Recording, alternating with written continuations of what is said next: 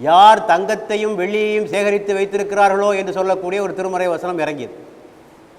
அப்போது சஹாபாக்கள் நாங்களும் பெருமானார் அருகிலே தான் இருந்தோம் என்று சொல்லிவிட்டு பெருமானிடத்திலே கேட்டார்கள், உலகத்திலே சிறந்த செல்வம் எது என்று கேட்டபோது அவர்கள் சொன்னார்கள், லிசானுன் ஜாக்கிர், இறைவூறுகின்ற நாவு, கல்புன் ஷாக்கிர், இறைவனுக்கு நன்றி கூறுகின்ற இதயம், ஈமானிலே கணவனுக்கு உதவியாக இருக்கின்ற நல்ல மனைவி. இந்த மூணு யாரு கிடைக்கிறதோ அதான் பெரிய செல்வம். இறைவனை நினைவு கூறுகின்ற நாவு, இறைவனுக்கு நன்றி செலுத்துகின்ற உள்ளம், ஈமானை உறுதிப்படுத்துவதற்காக ஒருவனுக்கு கிடைத்திருக்கின்ற நல்ல சாலிகான மனைவி என்று பெருமானார் ஸல்லல்லாஹு அலைஹி வஸல்லம் சொன்னார். ஆக உலகத்திலே பொன்னும் பொருளை விட இந்த பண்புகள் ஒருவனுக்கு கிடைக்கும் என்று சொன்னால் அது மிகப்பெரிய ஒரு அருளாக இருப்பதை நம்மாலே பார்க்க முடிகிறது.